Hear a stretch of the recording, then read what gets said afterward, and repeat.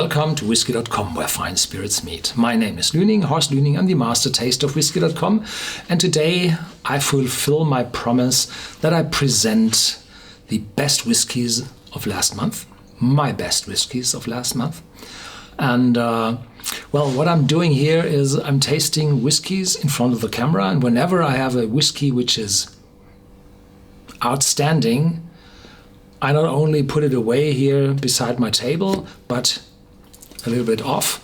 And there, at the off side of the studio, the best whiskies start to collect. And at the end of the month, I'm choosing out of those whiskies which had been the very best of them.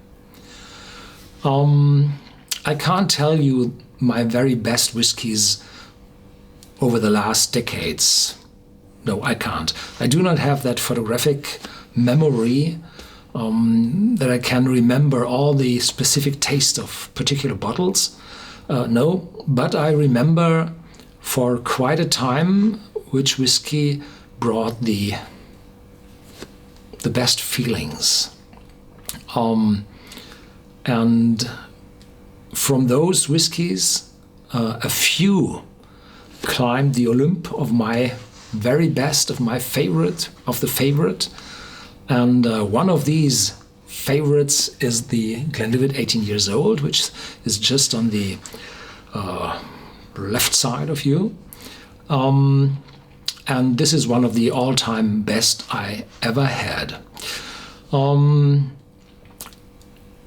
If you're looking in our vlog on Whisky.com and look at the sequence and the dates where I, published the videos, those dates are not the dates I'm tasting the whiskies here.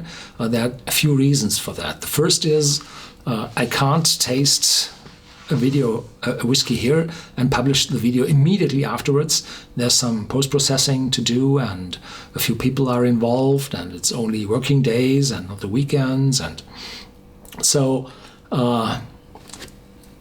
there is a delay between taking the videos and publishing the videos. This is first. And the second is, you can see it in my different shirts, that I'm taking 3 whiskies, maximum 4, in an evening.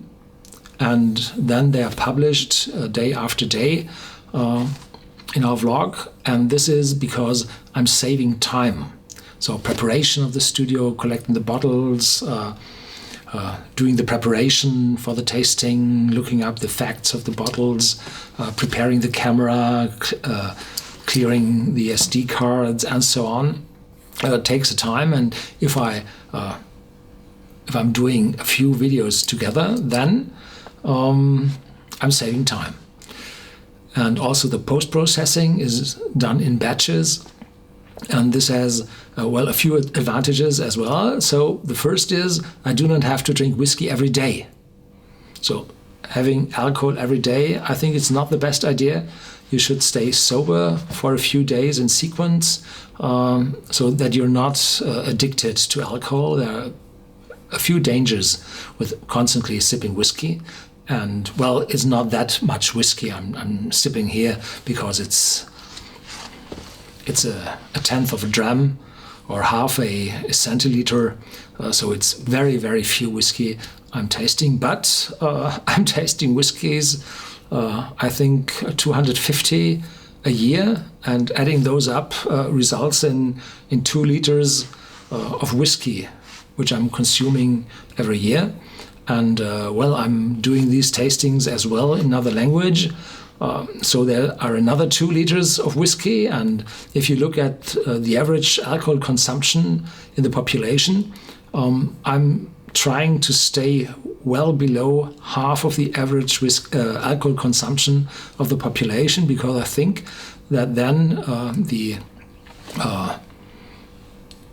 chances for diseases will be quite less. I also had a look at my genes through 23andMe to look up if I have problems with addiction, and the chances are not too high. So I'm on the better side of the alcohol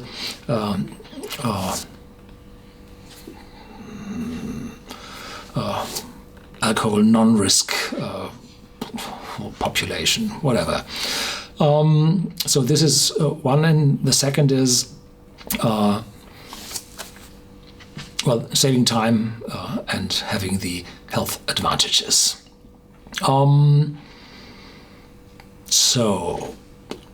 And then I'm able to have vacations, to go on vacations, and still have videos being published because I'm able to take those videos in advance, and I'm able to go for 3 weeks on vacations, and the videos are going on.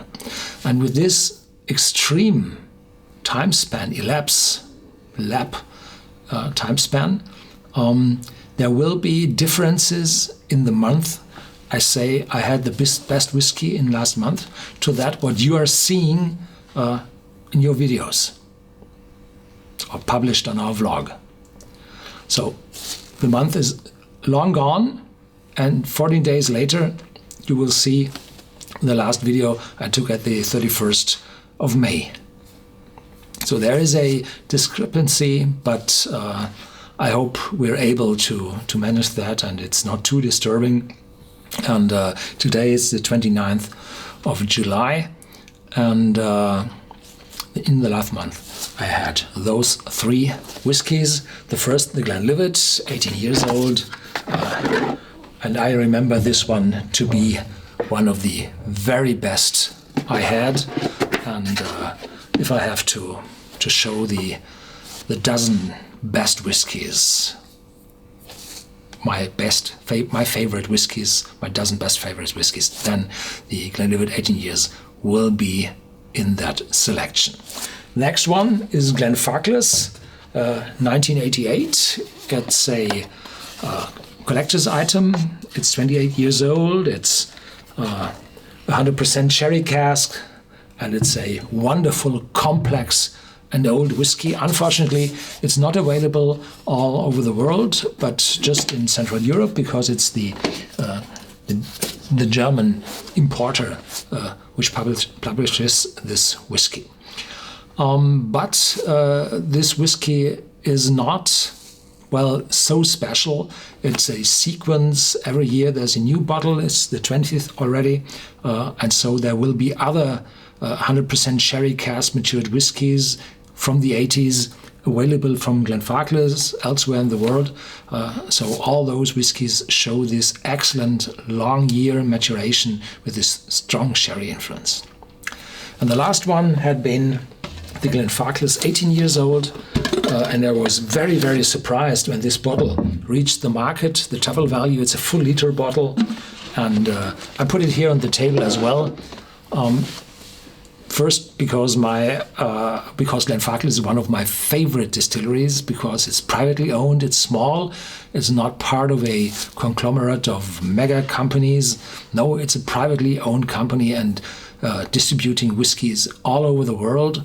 And this 18 years old is an outstanding sherry cask matured whiskey, not too expensive because it's a full liter bottle and has 43% ABV. Also probably 100% sherry cask, but probably also very few ex-bourbon casks mixed in. I'm not quite sure, but the sherry influence is very strong, and the maturation with 18 years of age is high, and the price is affordable. So these are the 3 whiskies which made it here on my cask. In my shortlist, there had been 2 other whiskies as well. The Dalwhinnie, 1995, bottled in 2011, the Distiller's Edition, also matured in Oloroso sherry cask, and there you can see the sherry cask maturation, especially the Oloroso sherry cask. This is one of my favorite. Well, the Pedro Jimenez is even better because it's a little bit sweeter. And I also like the Madeira and the port, and so all the finished and double matured or 100% matured wine cask whiskies, I like those a lot because they bring more cask influence in the whiskey. In the time where you have young whiskies, no age whiskies, the cask maturation is more and more important. And the fifth one, which made it on the shortlist, had been the Crown Royal, but not the Northern Harvest Rye, which was said to be the best whiskey in 2016. No, I don't share this feeling. I thought it was quite unbalanced and too hefty in the taste, and not too welcoming in the aftertaste, and the first nosing, well, was not in harmony with the taste. So this one didn't make it on the shortlist. But the XR, the Crown Royal XR, a very elegant, old, complex whiskey from Canada. But unfortunately, I like those three whiskies more than the Canadian one, and so I'm willing to bring three whiskies here on the cask and not more than those. And I do not give them points. No, because the problem is, if you taste whiskies over decades, as I'm doing, then the remembrance, your memory about those whiskies, they clear up. You forget the weird things, the mal tastes, and always the good ones. People tend to remember the good. Because if you remember all the bad in the world, then you can't live with those things bearing on your shoulders. So you forget the bad ones and remember the good ones. And this is clearing up the memories of those whiskies. And I do not have this photographic memory to tell you, well, in 1993, I had an extremely wonderful this and that. No. So this is mixing up, and your taste is developing as well over the years. So you can't compare an old whiskey or a whiskey you tasted when we were younger to a one you're tasting now. So the giving points would be unjustified over the years. Some tasters, experts give points for the nosing, for the tasting, for the aftertaste, and no. And there is a big influence of my personal feeling. So if I had a lot of stress, if I had too much stress at work, I will not taste whiskey in the evening. So this will be bad for addiction, because if you have a whiskey after feeling bad, then you're going in a tombstone spiral. But if you're rewarding yourself after a good day, this is positive thinking and hinders addiction. So I'm only tasting whiskey when I'm feeling fine. But it might be that I had a better day, or not that bad, a better or not that good day, or I had some food in between, that there had been an anniversary at work, and I had a cake, or I had my last coffee too late, so that there is a little bit left of the coffee. I try to taste the whiskey in front of dinner, so that my tasting buds are quite neutral, but not always this is possible. So it would be better to have the whiskey quite early in the morning when everything is fresh, but then the day is gone for me. So it has to be in the afternoon, the late afternoon, the early evening, to taste the whiskey. Well, and it depends. Sometime you had probably a cold and it took a few days, then you feel fine, but it's not that good already. The nose is still a little covered. So there are differences, and I do not want to give points depending on my feelings, on my personal feelings. This would be unjustifiable to those whiskies. But I can say this one is, in a total, a very good one, and it reaches the top of my cask, and that's it. Yeah, talked enough. Next month I will show you the next three ones, and hopefully you're able to find those bottles somewhere at your dealer next door, or in a mail order shop if it's possible in your country.